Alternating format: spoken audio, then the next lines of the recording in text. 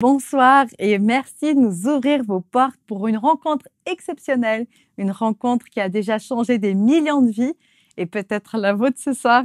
Alors installez-vous confortablement. Bon sabbat chez vous, saison 7 commence maintenant.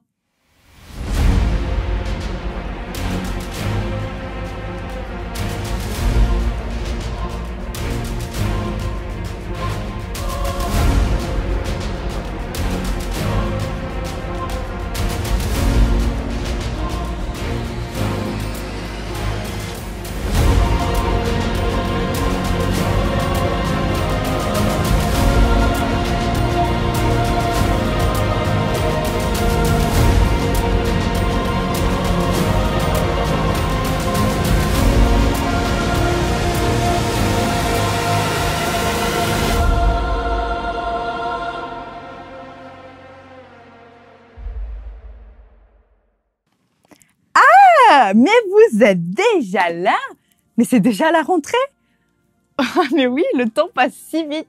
J'ai passé les vacances à lire un livre passionnant. Je n'ai même pas remarqué que c'est déjà la rentrée de notre émission Bon sabbat chez vous.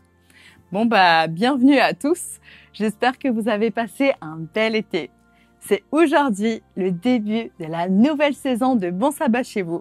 Le concept est le même, louanges et messages bibliques. Il y a quelques nouveautés, mais je vous en parle juste après ces quelques chants.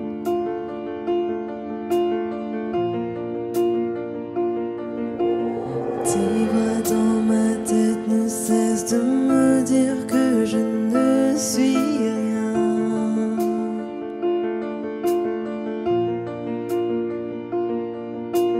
Tous ces mensonges m'amènent à croire que je n'y arriverai pas.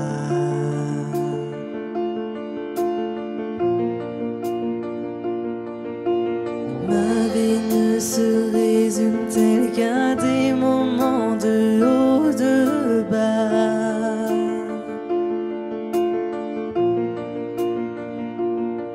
Rappelle-moi encore qui je suis, Père, tu sais que j'en ai besoin. Tu dis que tu m'aimes quand je ne ressens rien. Tu dis que je suis fort, même quand je me sens faible. Tu dis que tu me tiens, même si je crois tomber. Quand je me sens oublié, tu dis que je suis à toi. Oh oui, je crois. Oh oui, je crois. Ce que tu dis de moi. Oh oui, je crois.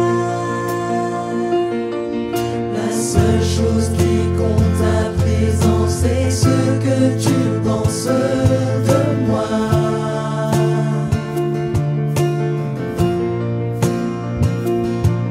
En toi j'ai trouvé ma valeur, en toi est mon identité. Oh, oh, tu dis que tu m'aimes quand je ne ressens rien. Tu dis que je suis fort, même quand je me sens faible. Tu dis que tu me tiens, même si je crois tomber. Quand je me sens oublié, tu dis que je suis à toi. Oh oui, je crois. Oh oui, je crois. Ce que tu dis de moi. Oh oui, je crois.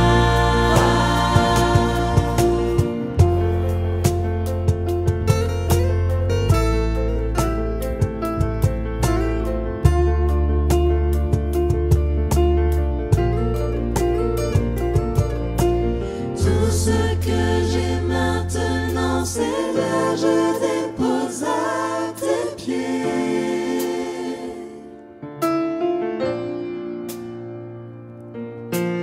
À toi soient tous mes échecs, à toi soient toutes mes victoires. Oh, oh,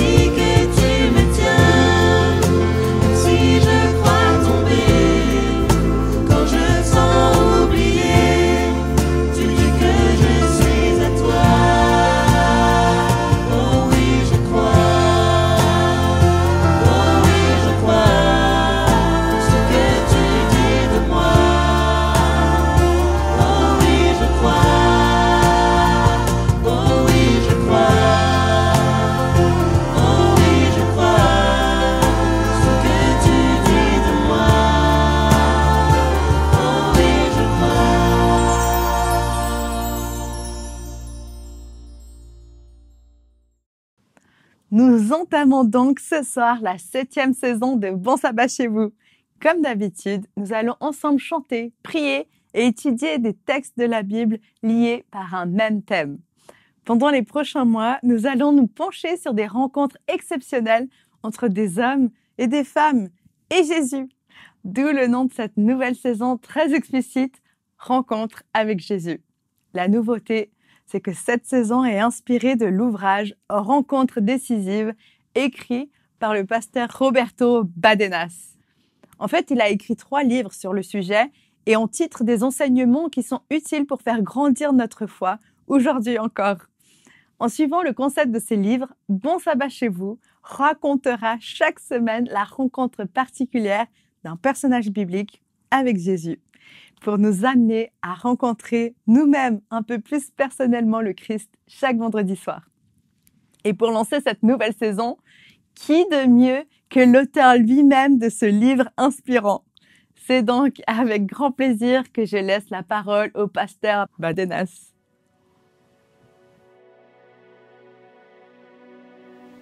Bienvenue pour cette 7e saison de Bon Sabbat chez vous. Elle portera sur le thème de la rencontre avec le Christ. J'ai la joie de commencer ce début de sabbat avec les premiers versets de Luc, chapitre 11. Pourquoi prier? J'ai beaucoup de respect pour les gens qui prient. J'imagine que voir prier Jésus a dû être assez impressionnant. Les évangiles nous racontent le cas d'un disciple qui a surpris Jésus en prière en privé. L'expression de Jésus en prière semble l'avoir impressionné au point qu'il a osé lui demander « Apprends-moi à prier ». Le texte biblique raconte cette rencontre en très peu de mots. Luc 11, 1. Il dit ainsi: Jésus priait un jour dans un certain lieu. Lorsqu'il eut achevé, un de ses disciples lui dit « Enseigne-nous à prier ». Mais ce récit, bien que bref, évoque l'un des enseignements les plus frappants des évangiles. Ce disciple, comme tous les autres, avait cru jusque-là qu'il savait prier. Il priait plusieurs fois par jour depuis sa plus tendre enfance. La prière faisait partie de sa routine quotidienne. Il avait dit des milliers de prières lors des services religieux avec sa famille et en privé. Les prières représentaient une partie importante de sa vie religieuse, mais en réalité, il aurait presque pu s'en passer sans que son existence change. La prière lui donnait un sentiment de paix bienfaisant. Lorsqu'il se trouvait en danger, lorsqu'il en appelait à Dieu, ce qu'il faisait presque automatiquement, il avait le sentiment réconfortant d'avoir au moins fait sa part. Et il n'avait aucune preuve tangible que ses prières ne lui avaient été d'aucune utilité. Pour lui, c'était cela la prière. Or, après avoir vu Jésus en prière, il avait découvert que la vraie prière était autre chose. Au cœur de sa vie avec Jésus, il apprendrait que lorsqu'il faut renoncer à certains aspects de la vie religieuse et ne garder que l'essentiel, ce qui peut être conservé même dans la plus grande solitude ou en prison, on peut se passer de tout, sauf de la prière. Le vrai souffle de l'âme. Face à la prière, tout acte religieux est secondaire. Il est possible d'être croyant sans appartenir à une confession religieuse. Il est fréquent d'accepter les valeurs d'une religion sans accomplir les rites. Mais il n'est pas possible d'avoir une vie spirituelle authentique sans prier. Parmi ceux qui se considèrent croyants, nombreux sont ceux qui pratiquent encore les cérémonies de leur religion. Certains assistent même régulièrement aux offices religieux. Mais combien y en a-t-il qui vivent profondément la prière? Si la religion est une relation, La prière est l'expérience qui concrétise cette relation. C'est pourquoi, au cours de son ministère, Jésus insiste tant sur l'importance de la prière.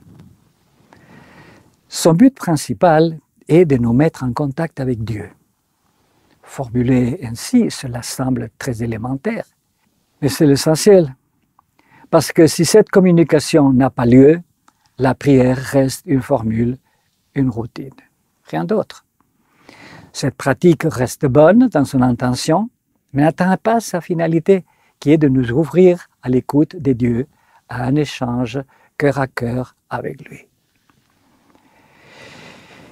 Il est regrettable que nos prières soient souvent seulement circonstancielles et formulées de manière routinière. Merci pour le repas, merci pour la nuit de repos, et souvent une liste d'actions que nous dictons au Seigneur. Il doit bénir telle personne, guérir celle-ci, donner à manger aux malheureux et m'aider à réussir mes examens. Ceci nous fait sourire, bien sûr, mais cela nous montre un échec de perception sur ce qu'est la prière. On récite une formule, on répond à un réflexe conditionné, on joue le CD de la prière, mais rien d'autre. On n'est pas conscient d'entrer en contact avec qui que ce soit. Mais si la prière est une rencontre, elle devient extrêmement importante, car elle nous connecte à celui qui est la source d'énergie de l'univers, la meilleure source de courage et d'amour.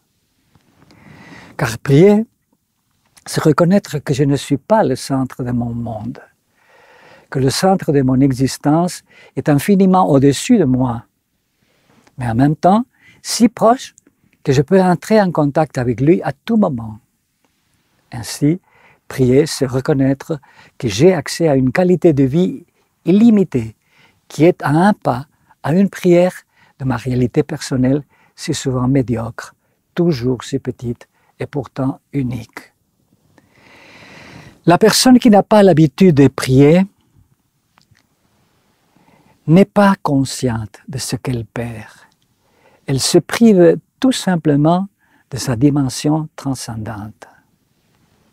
Sa vie peut être moralement irréprochable, pleine de valeurs, mais elle est en train d'exclure du champ de son expérience ce qui pourrait l'élever à une sphère de relations vraiment supérieure.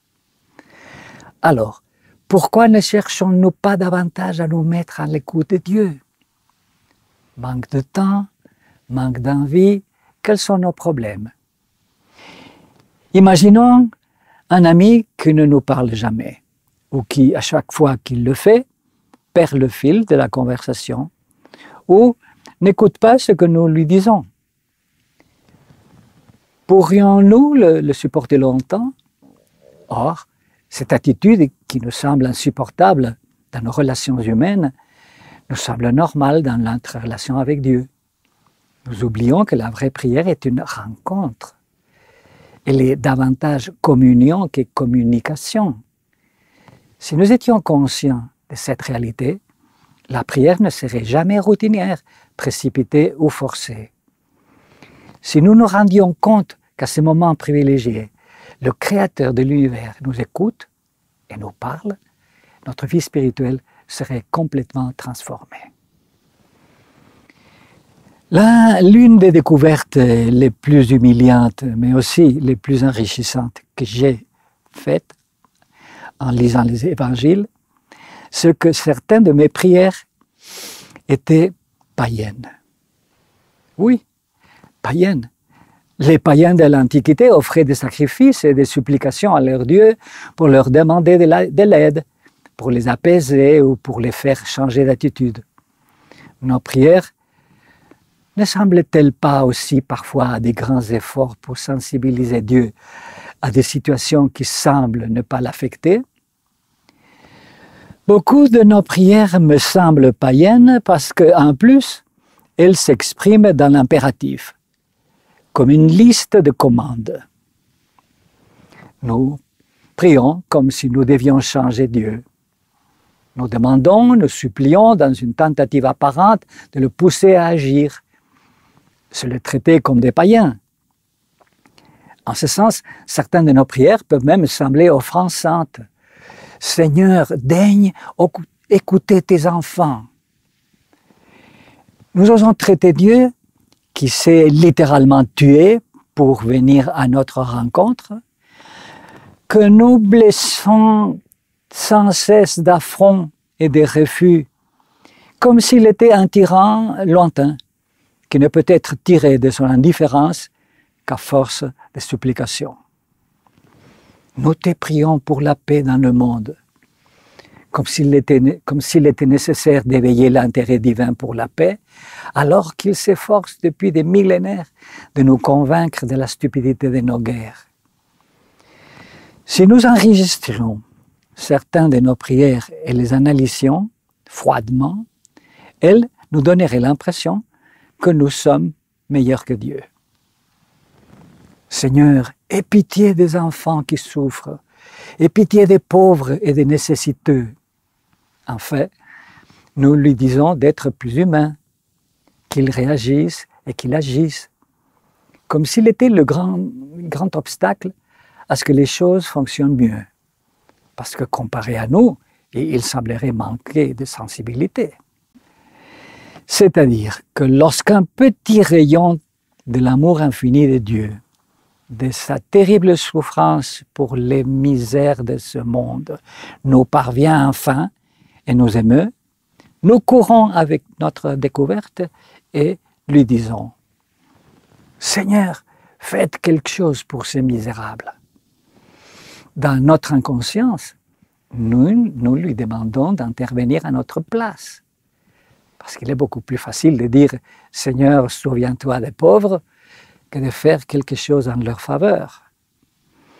Il nous semble qu'en disant cela, nous avons déjà fait notre part, que notre prière est même très belle. Ne serait-ce pas plus honnête de dire « Seigneur, en pensant aux pauvres qui m'entourent, je te demande de m'aider à découvrir ce que je peux faire pour eux, pour réparer cette situation d'injustice que tu détestes et dont je suis aussi en partie responsable par mon manque de solidarité. » Heureusement, dans sa miséricorde, Dieu écoute, Dieu nous écoute et nous comprend, malgré ce que nous lui disons. Mais si nous voulons approfondir notre relation avec lui, nous ne pouvons pas nous contenter de répéter nos litanies superficielles. Nous devons lui demander de continuer à être patient et de nous apprendre à prier, tout comme le disciple de Jésus. Parce que, comme le dit Paul, nous ne savons pas prier et nous avons besoin de l'Esprit pour nous aider à rectifier nos prières. Romains 8, 26 à 27. Plus nous serons conscients de la nécessité de réapprendre à prier, plus nous serons sensibles à la voix de l'Esprit. Et lorsque nous commencerons à prier de manière superficielle ou irréfléchie, cela nous aidera à changer notre ton et notre concentration. Ainsi, notre prière commencera à ressembler à une véritable conversation avec un être intelligent qui sait très bien ce dont les autres ont besoin et sur quel pied nous boitons. Il ne s'agit pas tant de demander que de recevoir. Il ne s'agit pas tant d'appeler Dieu que de répondre à son appel. Il est dommage que nous jetions souvent notre prière rapidement sans attendre la réponse divine. Nous laissons notre message sur le répondeur du ciel et retournons ensuite à nos occupations. Prier, c'est pourtant s'offrir à Dieu. Il ne s'agit pas d'essayer de le manipuler ou de le faire changer d'avis pour qu'il fasse notre volonté. C'est prendre conscience de sa volonté et nous offrir pour l'accomplir.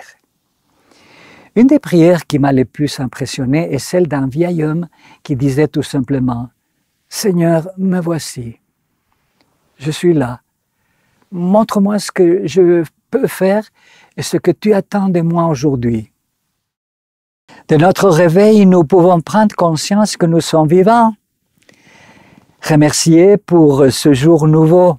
Aujourd'hui est mon jour préféré, dit une de mes amies. Hier est passé et je ne peux plus rien changer. Je n'ai pas d'accès à demain.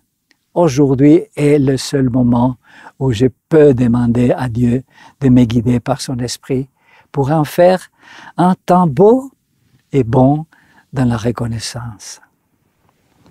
Je m'ouvre à sa présence pour que s'il peut passer par ma petite personne pour bénir quelqu'un, alors je suis disponible. Seuls ceux qui font cette démarche savent comment ils sont heureux de se trouver dans des rencontres inattendues, où ils se sont entendus dire des choses qui leur venaient d'ailleurs, de prendre conscience qu'à ce moment-là, qu'ils étaient inspirés, combien ils se sentaient aimants et répondaient aux besoins de la personne. Cela commence déjà à ressembler à prier comme il faut. Face à son silence apparent, Jésus nous exhorte à prier sans cesse, c'est-à-dire à maintenir notre relation avec Dieu tout le temps. Parce que prier sans cesse ne signifie pas que Dieu ne cède qu'après une longue insistance de notre part, mais que nous pouvons sentir sa présence en toutes circonstances, même quand nous sommes en train de faire la vaisselle, conduire une voiture, travailler ou étudier. Et par-dessus tout, lorsque nous souffrons dans la maladie, le deuil, la violence autour de nous. Pour prier sans cesse, il n'y a pas besoin de fermer les yeux ou de plier les genoux. L'attitude intérieure est bien plus importante que la position des paupières ou des jambes. Prier sans cesse, c'est tout simplement être toujours ouvert au dialogue, prêt à écouter et disponible pour servir. Par conséquent, si la prière veut se rapprocher de Dieu et s'ouvrir à son influence, les moments les plus enrichissants seront nos rencontres en tête-à-tête, dans l'intimité, cœur à cœur. Certains objectent que si Dieu sait tout, pourquoi prier? Encore une fois, cela rappelle les idées païennes, parce que prier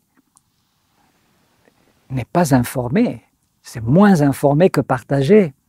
C'est amener nos besoins à la source de toutes les solutions, relier notre vie à la source de la vie, boire à la source de la sagesse, purifier notre amour humain, toujours si conditionnel et égoïste, dans le creuset de l'amour divin, inconditionnel et généreux. Prier n'est pas méditer dans le vide. Les cosmonautes lancés dans l'espace savent qu'il est essentiel de maintenir une relation constante avec leur base de lancement. La perdre signifie pratiquement la désintégration. Étant donné que dans notre cas, les conséquences ne sont pas immédiatement apparentes, nous attachons peu d'importance au maintien ou à la rupture du contact avec le centre de l'univers, notre base de lancement et notre destination finale. Comme le disciple de notre histoire, cela nous ferait du bien d'invoquer le divin Maître et de lui dire « Seigneur, apprends-moi à prier.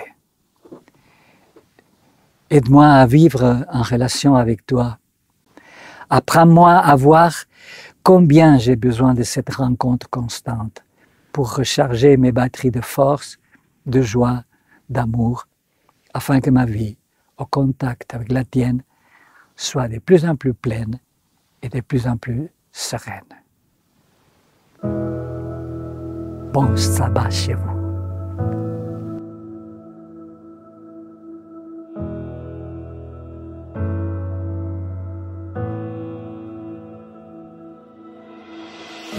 Je ne sais pas de quoi demain sera fait.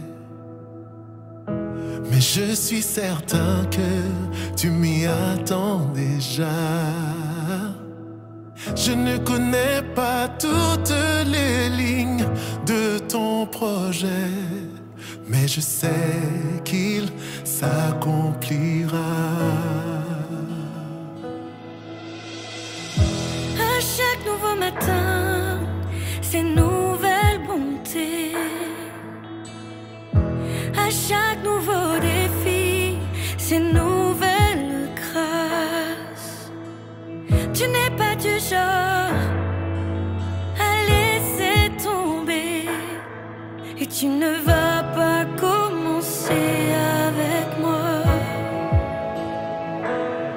Non, tu ne vas pas commencer avec moi. J'ai vu ta main agir bien trop de fois pour oublier si facilement.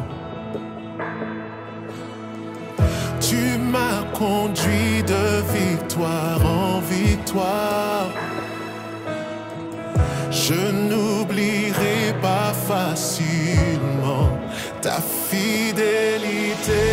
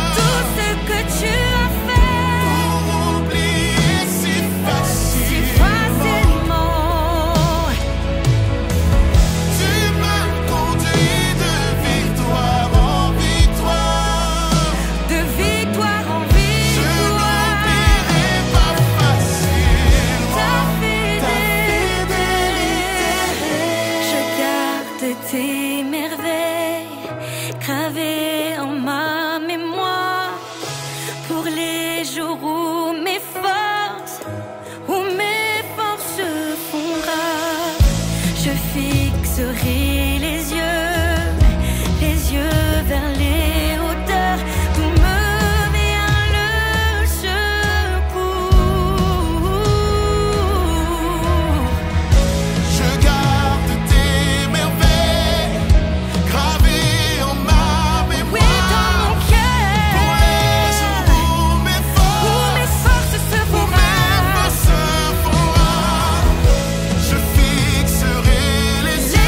sur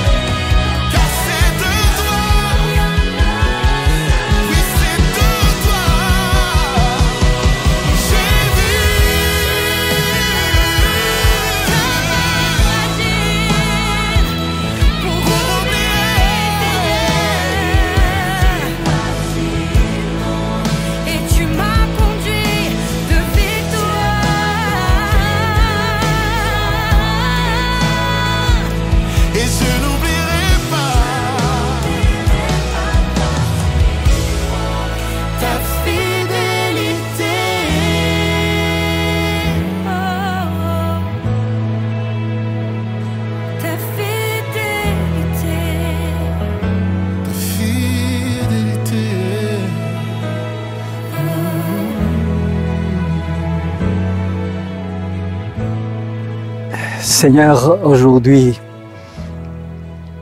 nous prions comme les disciples, apprends-nous à prier. Que ton esprit nous inspire et il nous aide à trouver pas seulement les mots, mais surtout l'esprit de communion avec toi, pour que notre vie soit transformée par ton amour et ta grâce. Amen. Voilà un récit intéressant qui révèle qu'on peut côtoyer quelqu'un depuis longtemps sans vraiment comprendre ses agissements, ou qu'on peut se résoudre à une pratique pendant des années sans vraiment en comprendre le sens. Qu'en ce sabbat, nous puissions nous aussi prendre conscience de la vraie valeur de la prière et qu'elle nous rapproche plus que jamais auparavant de Jésus. Nous remercions chaleureusement le pasteur Badenas pour sa présence ce soir. Il nous fera l'honneur de sa présence à nouveau dans les prochaines semaines. Mais vendredi soir prochain, c'est avec le pasteur Nicolas Walter que nous avons rendez-vous pour assister à la rencontre exceptionnelle et touchante de Jésus avec l'un de ses plus fervents adorateurs, j'ai nommé Jean-Baptiste. Je vous souhaite d'ici là un bon sabbat chez vous.